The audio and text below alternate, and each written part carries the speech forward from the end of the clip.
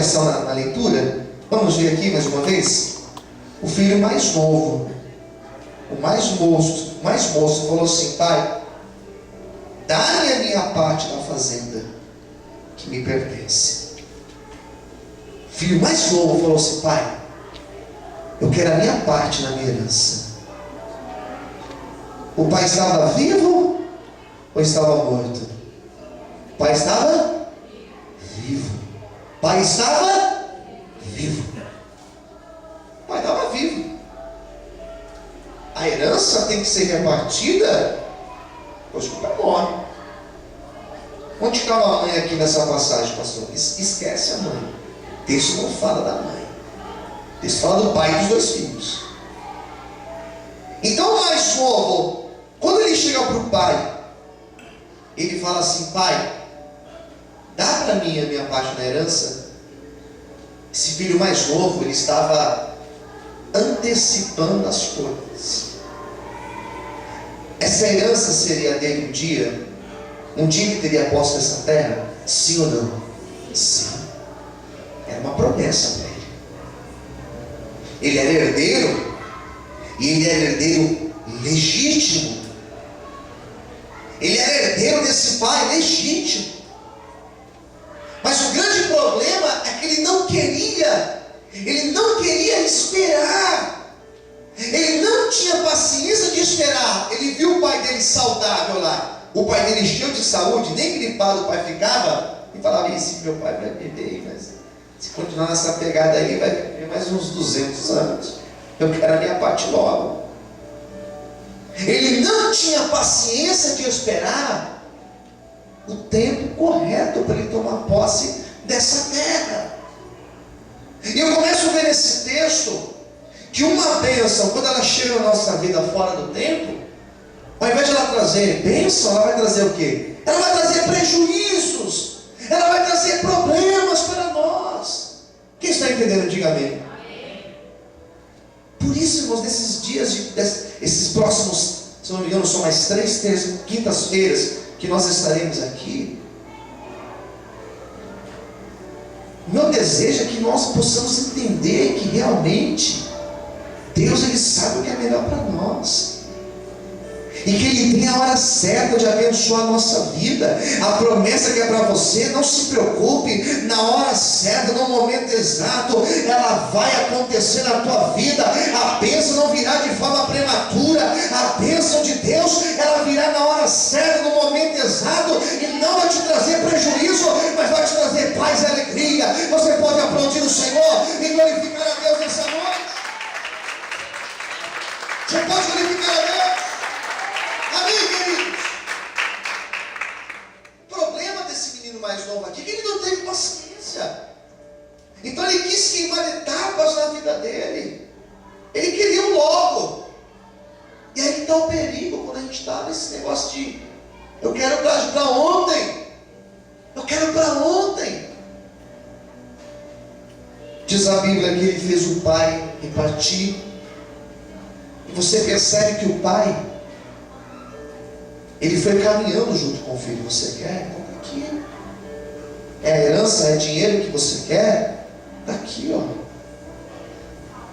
E esse filho pega todo o dinheiro. E olha o que diz o texto, mais uma vez vamos ter. Ele pega todo o dinheiro que o pai deu para ele. Versículo 13.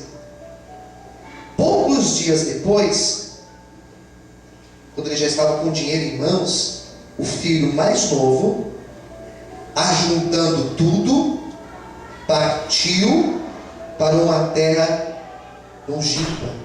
Ele foi para longe da presença do seu pai. Olhe para quem estiver perto de você e diga: o maior erro do homem é se afastar de Deus. Amém? Você pergunta: pastor, qual que é o contrário da intimidade com Deus? Qual que é o contrário de nós buscarmos uma intimidade com o Senhor? O contrário é nós nos afastarmos do Senhor. O adversário, ele trabalha de uma maneira na nossa vida, de uma maneira tão sutil. O adversário, ele é sutil. E a pessoa, Eu já preguei isso em um dos nossos cultos de obreiro. A pessoa, ela não se afasta de um dia para a noite. A pessoa, ela não esfria na fé de um dia para a noite. Quem está entendendo, diga amém. É um processo que vai acontecendo. Ela vai esfriando, ela vai se afastando. Eu lembro como se fosse hoje. No dia que eu preguei esse texto, preguei sobre Sansão, e eu falava isso na pregação. A pessoa, ela vai se afastando de Deus. A pessoa, ela vai se distanciando, e as coisas de Deus, elas vão perdendo sentido para essa pessoa. Ela não tem mais prazer, ela não consegue mais orar, ela não consegue mais buscar a Deus, ela não consegue mais ir aos cultos, ela já não vê mais sentido. Para que eu vou participar da ceia? Ela já não vê mais sentido na ceia, ela já não vê mais sentido de estar nos cultos, de ter um compromisso de estar na igreja buscando a Deus, sendo ministrado pela palavra do Senhor. Quem está entendendo, diga amém. E sabe qual é o pior de tudo isso? É que foram pessoas que um dia já estiveram mais perto de Deus, muito mais do que eu estou hoje, muito mais do que você está hoje. E foram pessoas que estiveram tudo para estar firme com Deus, mas começaram a se afastar e ficaram longe do Senhor, ao ponto de fazer como esse filho mais novo aqui, se distanciar totalmente de Deus. Não se engane, pessoas muito melhores do que eu e você, um dia já tiveram mais intimidade com Deus do que eu e você, e hoje estão longe da presença do Senhor, hoje estão em vidas de vício, hoje estão em vidas de pecado, de adultério, de prostituição, mas que nessa noite Deus possa ter misericórdia de mim e de você, que nessa noite Deus possa ter misericórdia de mim e de você, Ele possa segurar a nossa mão e não nos deixar afastar da presença dEle. Amém, queridos? Quantos podem glorificar e aplaudir o Senhor nessa noite? Aleluia! Mais forte as palmas, aleluia! Sabe o que aconteceu? Esse filho mais novo, ele foi se afastando, se afastou tanto, e quando ele estava longe do pai, representando aqui, longe de Deus, o que ele começou a fazer? Ele começou a gastar tudo. Ele começou a agir por impulso, começou a gastar tudo o que ele tinha recebido do pai. Quem entendeu, diga amém. Versículo 14, pega a sua Bíblia aí. E havendo ele gastado tudo, houve naquela terra uma grande fome. Ele começou a padecer necessidades. Quem está entendendo, diga amém. Ele começa a gastar tudo, perder tudo. Pede para fazer silêncio lá embaixo. Fala que está atrapalhando aqui sim. Ele começou a gastar tudo.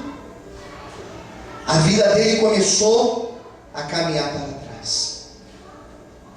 Um dos sintomas que a pessoa se afastou de Deus é que ela começa a caminhar para trás.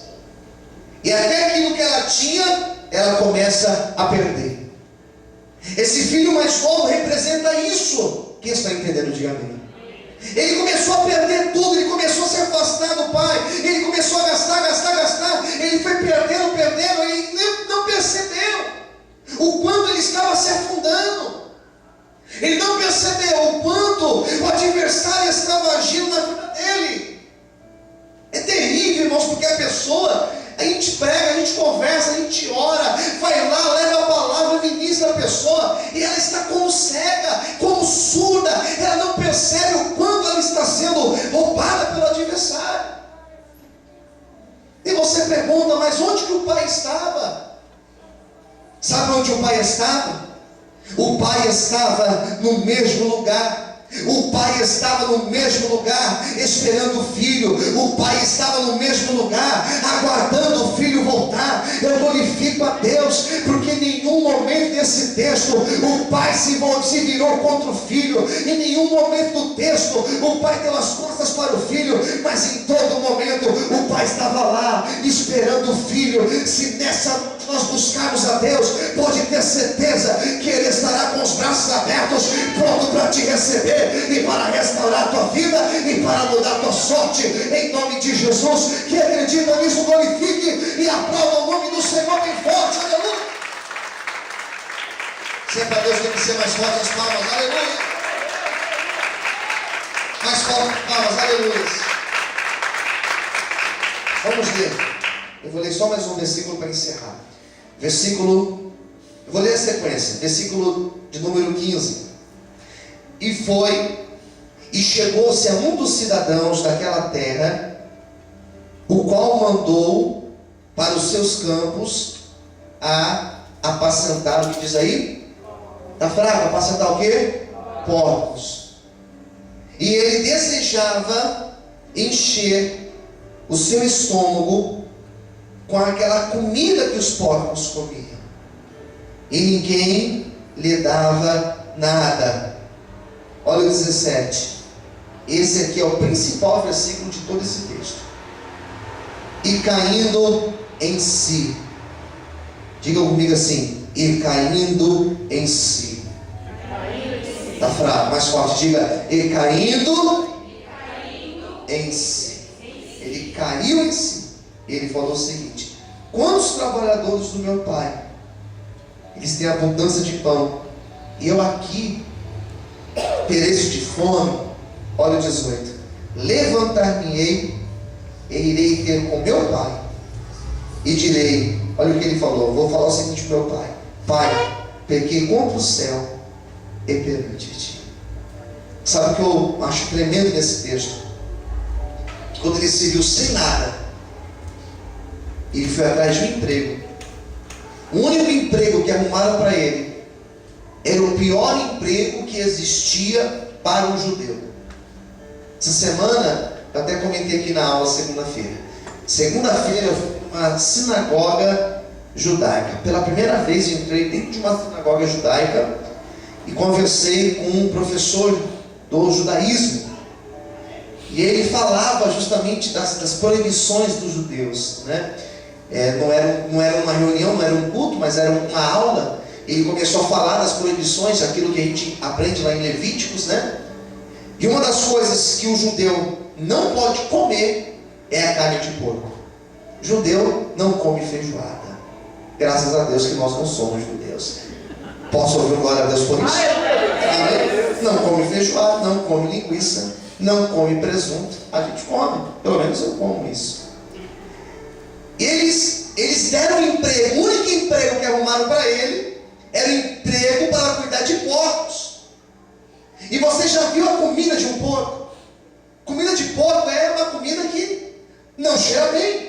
E diz a Bíblia que ele olhava para a comida do porco e ele sentia vontade de comer aquela comida dos porcos. O diabo é sujo, porque além de fazer o menino gastar todo o dinheiro que o pai tinha dado para ele, além dele fazer o menino se afastar do pai, sabe o que ele queria fazer? Que ele começasse a viver como um porco, que ele começasse a comer comida de porco. Quem está entendendo, diga amém. Sabe o que o diabo faz? Ele não somente quer tirar a pessoa da presença de Deus, mas ele quer humilhar a pessoa. Ele quer deixar a pessoa no pior emprego que existe, na pior condição que existe. Ele quer arrancar a pessoa lá da casa dela e levar a pessoa para debaixo de uma ponte e fazer a pessoa viver como um porco. É isso que o diabo tem para aqueles que se afastam de Deus. E o pior, ele olhava para aquela comida e ele tinha desejo de comer aquela comida. Sabe o que representa isso? A pessoa que se afasta de Deus. Ele olha para as coisas do mundo, ele olha para aquelas coisas que são terríveis do mundo, e ele começa a sentir atração por aquelas coisas. Cuidado, se você tem sido atraído por coisas que não convêm, porque talvez é sinal que você já se afastou do Senhor. Ele olhava para aquelas coisas, aquela comida imunda, ele queria comer. E quando ele foi para comer, diz a Bíblia que ele caiu em si. Se na primeira parábola o pastor foi atrás da ovelha, nessa terceira parábola diz a Bíblia que o menino caiu em si.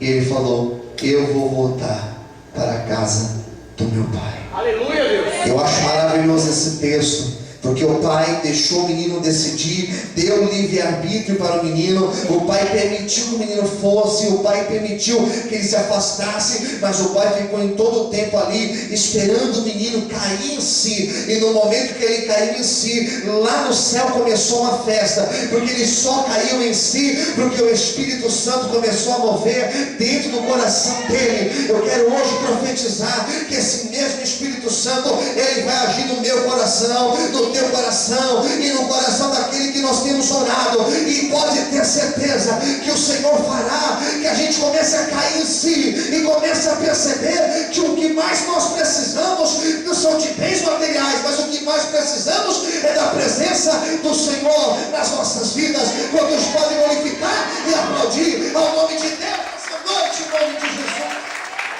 Aleluia! Você pode aplaudir o Senhor bem forte. Amém? Ele caiu em si. O que significa cair em si? Eu já fechei a minha Bíblia, porque eu não vou poder falar para você hoje como que o pai recebeu o menino, porque eu vou falar do pai semana que vem. Hoje foi só do menino, do filho mais novo. O que aconteceu? O que aconteceu quando ele caiu em si? Ele voltou, queridos. No momento que ele caiu em si, os olhos dele foram abertos. Aleluia. Sabe o que acontece quando a gente começa a cair em si? A gente começa a perceber o quanto somos abençoados. Sabe o que a gente começa a perceber? Como é bom estar na igreja. Como é bom participar da ceia. Como é bom participar dos cultos. Sabe o que acontece quando a gente cai em si? A gente percebe como é bom estar na presença do Senhor. Quem está entendendo? Diga amém. Porque às vezes nós não valorizamos as dádivas de Deus. Às vezes a pessoa perde a família, perde o casamento, perde o relacionamento com os filhos, e pouco se importa, mas no momento que ele cai em si, ele começa a falar: meu Deus, eu tinha uma família abençoada e não valorizei. Quem está entendendo? Diga amém. A pessoa, quando ela cai em si, ela começa a perceber o quanto Deus tinha abençoado a vida dela. O emprego, como o emprego era bom, eu só não vigiei. Como aquela situação era uma bênção na minha vida e eu não vigiei. Mas ele voltou. E quando ele voltou, houve restauração na vida dele. Eu quero profetizar que nessas noites de quinta-feira, que nós estaremos aqui falando de intimidade com Deus, eu quero profetizar que nessas semanas de quinta-feira, nesses dias de quinta-feira, o Senhor também trará, além de trazer a consciência, Ele também trará restauração e restituição para as nossas vidas, em nome de Jesus. Quantos podem glorificar e aplaudir o Senhor por isso bem forte? Aleluia! Por isso que nessa noite nós precisamos entender que vale a pena realmente nós estarmos com Deus. Foi isso que esse menino percebeu. Como a cama dele era uma bênção, como estar com o pai era uma bênção, como viver ali com o pai, estar naquela mesa com o pai era uma bênção. Em nome de Jesus, não se afaste do Senhor. Aleluia. Permaneça firme com Deus. Espere o tempo do Senhor na tua vida. Se for preciso, fique em silêncio, ainda que esteja doendo. Se for preciso, se cale, mas espere o tempo do Senhor na tua vida. Em nome de Jesus. Vamos orar? Vamos ficar em pé nesse momento. Eu quero fazer uma oração.